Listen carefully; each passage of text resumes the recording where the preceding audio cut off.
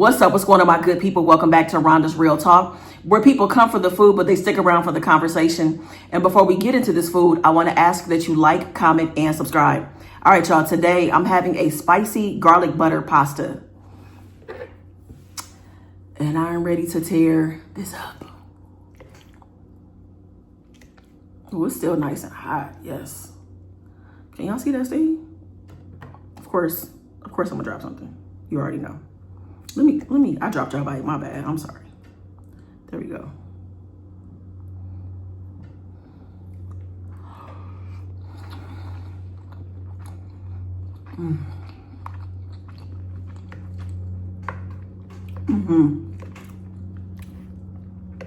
It's creamy, it's cheesy, it's spicy, it's buttery.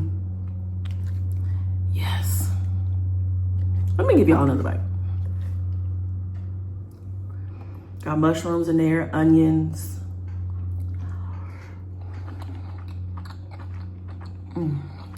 Oh, so good.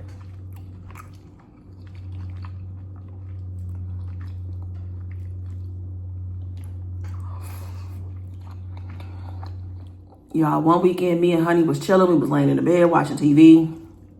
And we wanted like a little late night snack. And I found this recipe online for this, like this spicy garlic butter pasta. I used spaghetti noodles the first time I made it. Simple. Very easy to make. I'm gonna put the link in the description. We had that with some mussels. It was just the perfect late night snack. It was so good.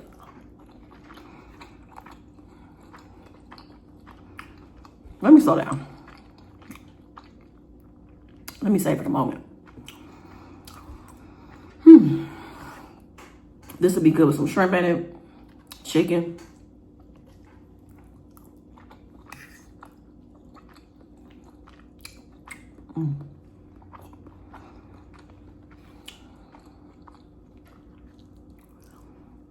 Got some chili flakes in it. That's where the spice is coming from.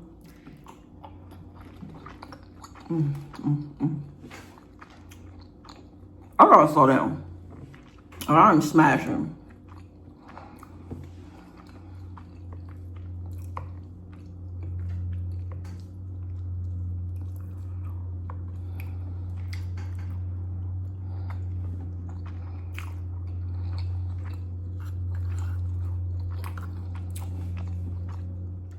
My friends are coming over this weekend. We're watching the Grambling and OSU game. And I'm going to see what they want to eat. I'm going to see if they want pasta or, I don't know, nachos. Or charcuterie board. I don't know. But this pasta is so good. I would love to make it for my friends. Because the thing about it is, it don't look like much, but it's really packing some flavor. And I seasoned it with jalapeno garlic pepper. Yep.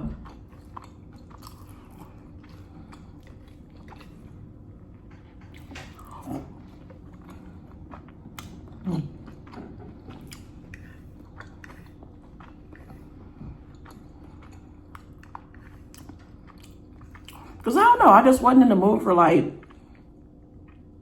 Alfredo or, I don't know, pesto. Like I wasn't in the mood for that. I love pesto. I want to try making it.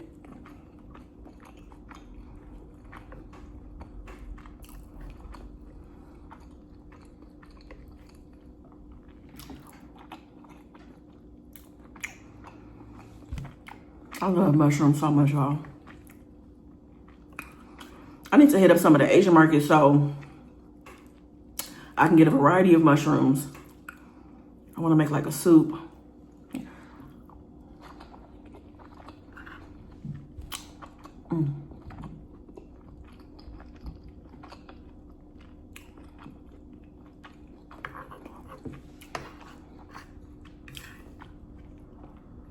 This just tastes like a treat. You know what I'm saying? Like, and these are chickpea noodles.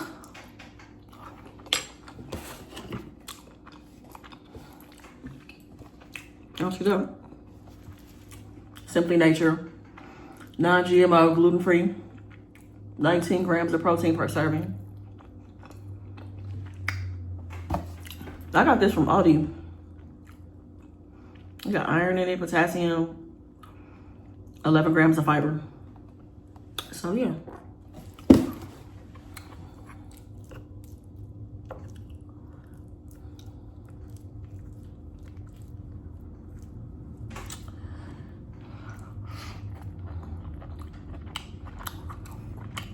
Y'all, I want to give a big shout out to my friend Toya. That is my dog, man. Like, we was talking the other day, and I was thinking about, we've done such a good job staying in touch and talking since I moved. Because, you know, the time difference, by the time some people get off work, I might be getting ready for bed, you know. Like, the time difference can be tough catching up with people. So some people I got to schedule calls, and which is great. But like me and Toya, we know each other's schedule, and we talk a lot. So the other day we were on the phone for like 3 hours, y'all. We talked for like 2 hours. We got off the phone. I went to go do something. I feel like we said goodnight, and I still called her back, and we talked for another hour. But that's just my dog. We were like reminiscing and talking about our friendship and, you know, how we met, and it's just really a blessing to have good friends. And Toya is the only friend that I've ever had where we fell out for 2 years. And I feel like the fallout was kind of on both of us. And it was a situation that was going on amongst our friends, amongst our group. And, you know, our friendship was affected by it. But anyways, I feel like we both were responsible for certain things and allowing so much time to go by. But yeah, she's the first friend I ever had where we fell out. And 2 years is a long time not to talk to somebody. Because I think that it can also get to a place where, like, you miss the person, but you don't know what to say. Y'all have become different people. Is it worth it? Like, all of that, right? And you know, you don't know if you want to speak first. It might be ego or pride. A lot of things can get in the way of you fixing a friendship or a relationship or some type of connection. But yeah, when we sat down and we talked, we hashed everything out. We both apologized. We were very honest and open about everything. And,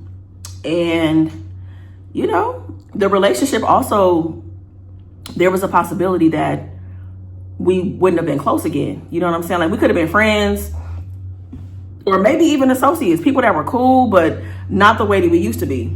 And I feel like our relationship actually got better after that. I feel like our friendship actually got better after that. But that is my dog, for real. Like, I feel like she's a person I could tell her damn near anything. Really anything, honestly. There's no judgment.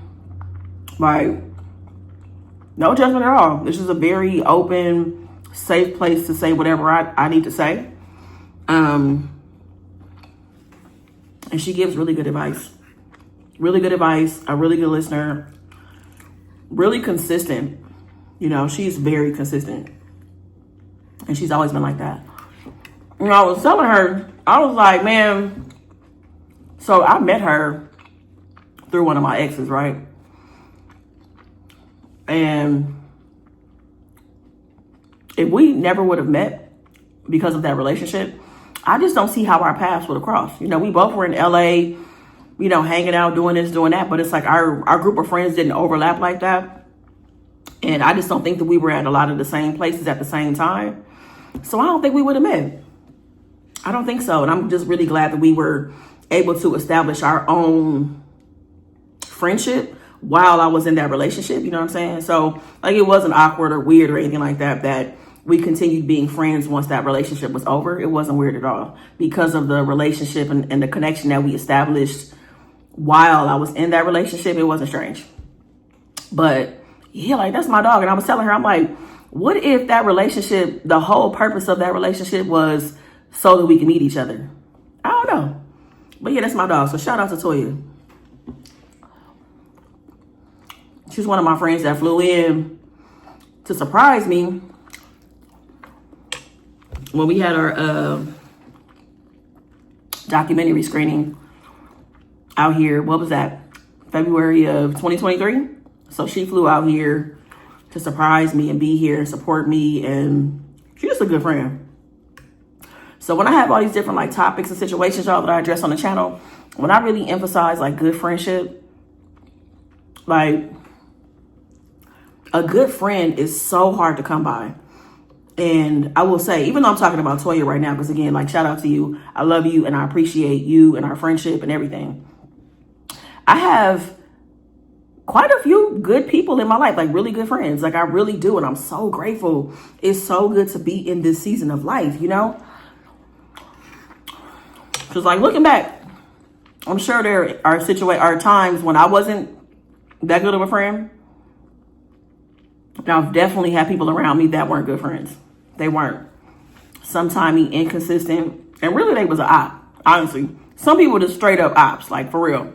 You know what I mean? And I've experienced that. And I've, just been doing a lot of reflecting and thinking about people that, also some friendships that I just should have walked away from a long time ago. And I just didn't. Like, because you want things to be different. And that person's behavior is telling you that things are not going to be different. This person is not a good friend. And I think a lot of it just really boils down to like stuff that people need to work on. And they just refuse to work on it. And people have been putting up with their bullshit. So they don't really see a reason or a benefit to work on themselves and change pretty much. So, and that sucks. You know what I mean? That sucks that you just being like that and moving through life. So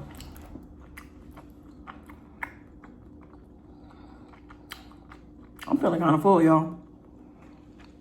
I am. I saw myself smashing all of this. I really did. But I got this nice little corner, and that's going to be good for later. So I'm going to move this out the way. And then I'm going to come back to get into a topic. I'm really happy about this topic because number one, it's from a 24-year-old man. The channel is mostly women, but there are some fellas. So I'm really excited that he reached out. And I think this is something that, this is a really good topic that I feel like many of us can relate to. So let me move this out of the way and then I'll be right back. Before I get into this topic, if you have a topic, a situation, or a question that you'd like me to ask here on the channel, hit me up at rhondasrealtalk@gmail.com or send me a DM on Instagram at rhondasrealtalk. All right, so shout out to Damar. Damar sent me a message on Instagram and he has a situation going on with his family. All right, so Damar is 24 years old. He started a business a year and a half ago. Now, he said things were very rocky when things started off, but then things took off. Like he experienced a lot of success.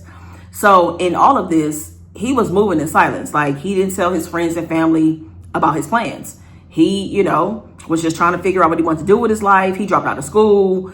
And like I said, he started this business. Things started off shaky and then things took off. So as a result of his success, he bought himself a new car and he got himself a nicer, bigger apartment. So he had a housewarming for his apartment. Now, friends and family come over to the apartment. It's furnished well. It's a really nice place in a really nice neighborhood, right? So there was one family member that made a joke insinuating that he, was involved in illegal activities to get this lifestyle, right? So one family member made a joke, then somebody else jumped in on the joke. Now the whole family is joking and kikiing about, you did this, you did that. He said somebody referred to him as ghosts off of power, all this stuff, just cracking up, ha ha, he he. And he said that they are the kind of family that they crack on each other. They crack jokes. They have a good time, right? Now, he said this really, really bothered him. He was like, this really bothered me because I worked hard for this, and I'm not the kind of person that's in the streets. I never have been. I wasn't raised like that. I'm not around that, like, at all. You know what I'm saying? So, and he said it also hurt his feelings because nobody jumped in to stop the jokes. You know what I'm saying? None of his siblings, his parents, like everybody just in on the joke. Ha ha, he he. Nobody ever stopped it, right? And so Damar said he wanted to say something, but he didn't because his friends were present. He didn't want to blow up and he also didn't want to say something he couldn't take back. So I'm kind of like, okay, I like that. Like, and sometimes you have to do that. You know what I'm saying? So he said, the night went on, party ends, and time has gone by and he hasn't addressed his family or told them how it made him feel. But, now he's just kind of feeling things out. He's just, reaching out to different people to figure out how he should handle this situation. And is he wrong for feeling the way that he feels? So you're not wrong at all. It is okay for you to feel hurt, to feel disappointed that your family is cracking jokes about this. And I get it. Like you have a joking family where y'all, take jabs at each other, take digs at each other, and it's all fun and games. And we all know that some things are too far. And sometimes you don't really know it's too far until you're in the middle of it. You get what I'm saying? You have to find out the boundaries as you navigate through, having fun with your family and, with your family and stuff, right? So what I think you should do is, I think that you should have like a dinner or something, maybe at your place, or maybe go to your parents' house, say, hey, can we get together as a family?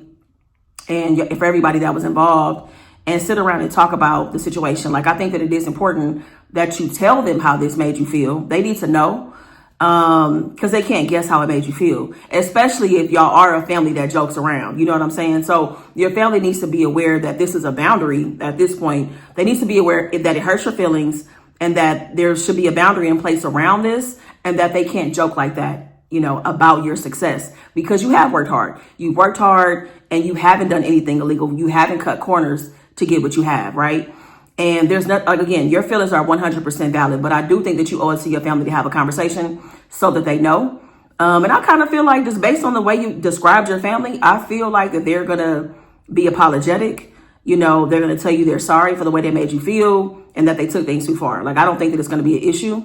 But if for some reason there is an issue, then I think at that point you make those adjustments as needed. You know what I'm saying? Like, let's say that it's one of your siblings that's like, nah, like, I'm not apologizing for that shit. Like, you being sensitive and in your feelings and blah, blah, blah, blah, blah. They can't respect the fact that they hurt your feelings. That's something different. You kind of, then at that point, I feel like you can have a one-on-one conversation maybe with your sibling, or, maybe it just eventually just kind of cools off between y'all or whatever. But definitely sit and talk to your family.